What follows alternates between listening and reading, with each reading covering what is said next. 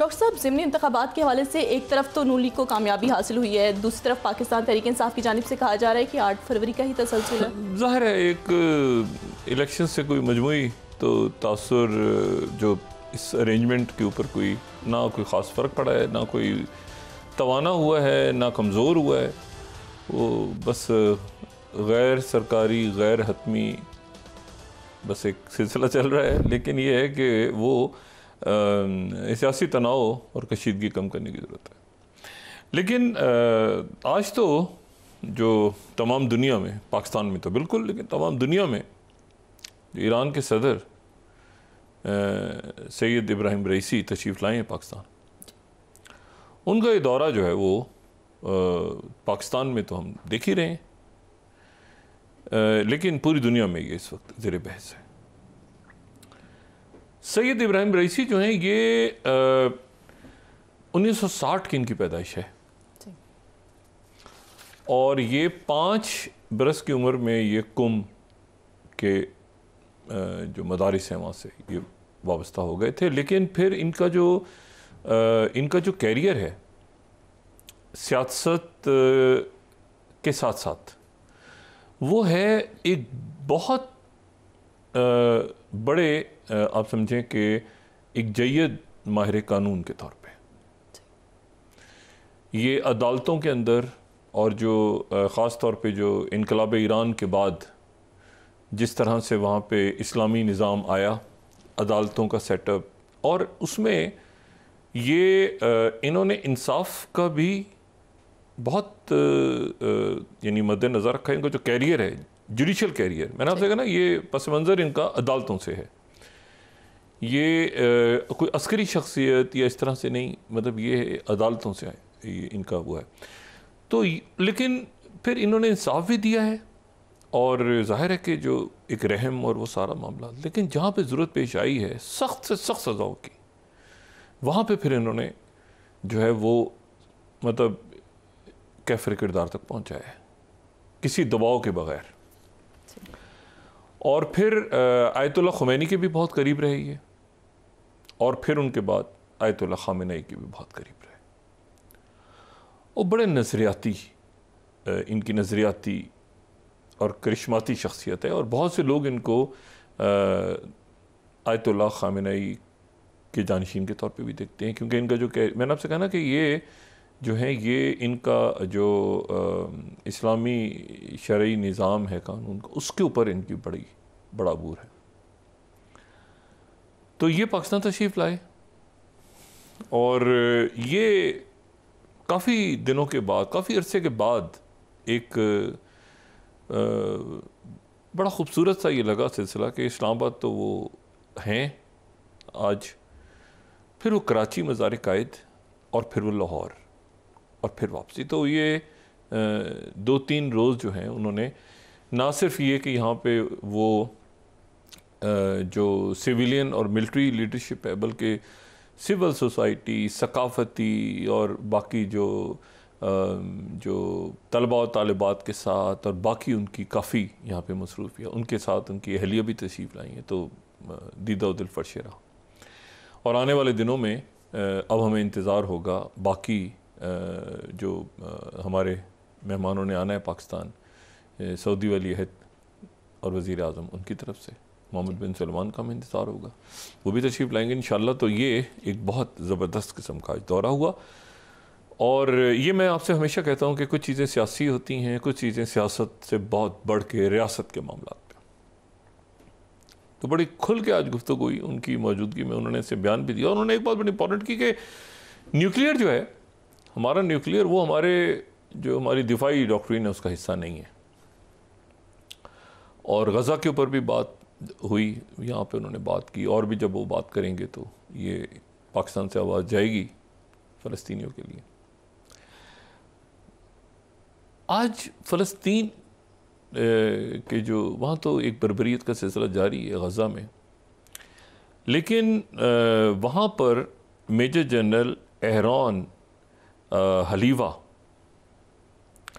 जो कि उनकी मिलिट्री इंटेलिजेंस के सरबराह, और मिलिट्री इंटेलिजेंस के सरबराह और यानी आप ये समझे ना कि मिलिट्री इंटेलिजेंस वहाँ की जो है वो डायरेक्ट डील करती है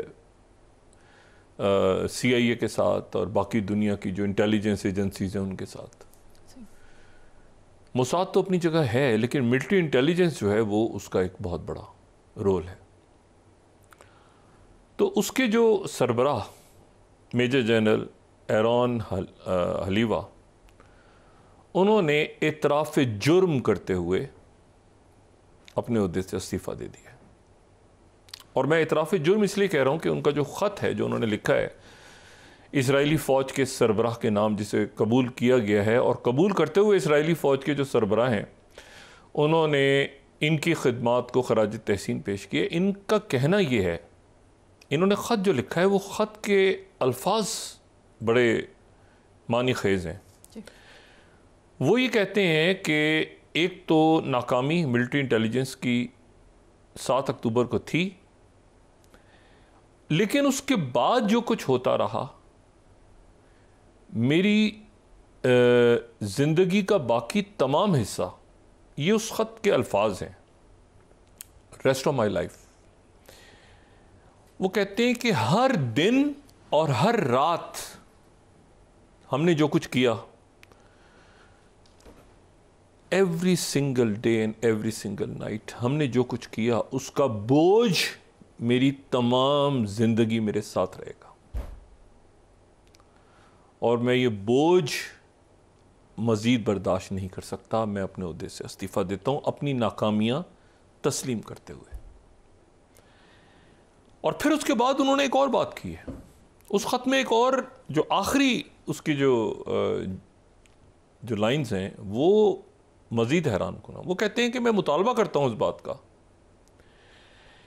कि जो कुछ हुआ 7 अक्टूबर और उससे पहले, ये बड़ी इंटरेस्टिंग बात है, वो कहते हैं उससे पहले जो कुछ होता रहा जिसकी वजह से 7 अक्टूबर हुआ, यानी यहाँ वो बात हो रही है जो कि अक़वाम मुत्तहिदा के सेक्रेटरी जनरल वाली बात है कि उससे पहले जो कुछ हुआ जिसके नतीजे में 7 अक्टूबर हुआ, और जो कुछ उसके बाद हुआ, उसके लिए एक मुल्की या बैनुल अक़वामी सतह पे एक बड़ा कमीशन बनाया जाए उसकी तहकीकात के लिए, ताकि ये देखा जाए कि इसराइल कहाँ खड़ा है दुनिया में और ये क्या हुआ है, और एक तहकीकात की जाए इसकी आला सतही। ये पहला इस्तीफ़ा है इतराफ़ी जुर्म के साथ। ये मेरा एक अंदाज़ा है कि इसके बाद मज़ीद इस्तीफ़े वहाँ पे आएंगे इसराइल में, क्योंकि एक तो ना सिर्फ देखें ये इंटेलिजेंस के जो लोग हैं, इन्होंने ज़ाहिर है कि एक तो नाकामी इंटेलिजेंस की सब, लेकिन उसके बाद फिर जो कुछ कि जी वहाँ पर अटैक करो, वहाँ पर ये, और वहाँ पर बच्चे मर गए, शहीद हो गए, अच्छा वहाँ पे करो, वहाँ ख़वातीन, तो एक सुबह शाम एक सिलसिला जो रखा, ज़ाहिर है कि मिलिट्री इंटेलिजेंस के ऊपर ही फिर मिलिट्री कार्रवाई कर रही थी।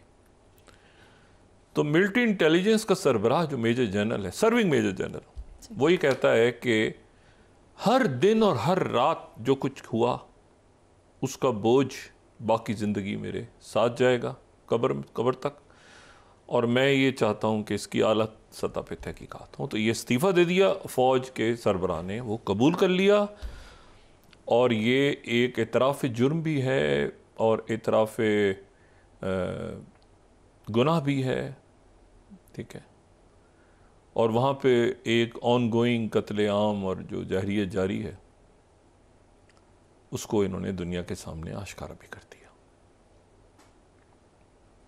तो ये जो है ये एक, और मैंने आपसे पहले कहा कि ये यहाँ पे रुकेगा नहीं मामला, ये मामला इसके बाद आगे जाएगा।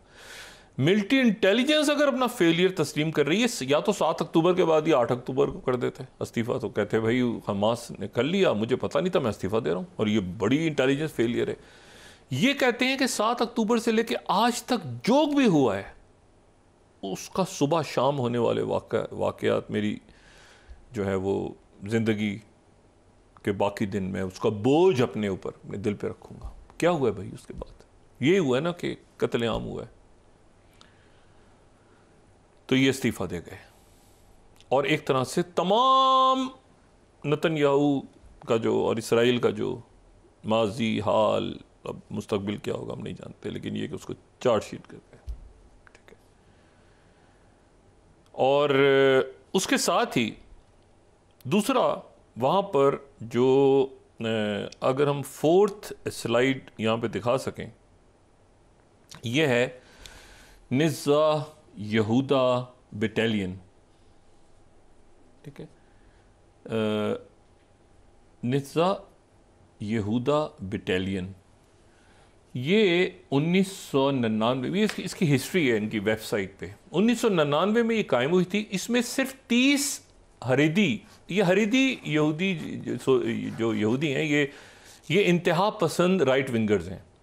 अच्छा, ये 30 लोग जमा हुए थे। फिर उनके बाद नाहल हरीदी का नाम रखा गया था। एक कौम परस्त प्रोजेक्ट था, उसको निज़्ज़ा यहूदा एसोसिएशन ने मिनिस्ट्री ऑफ डिफेंस के साथ कायम किया था। चंद सालों में फिर जो इसराइल की डिफेंस फोर्सेस हैं वो उन्होंने इनको बाकायदा हिस्सा बना लिया।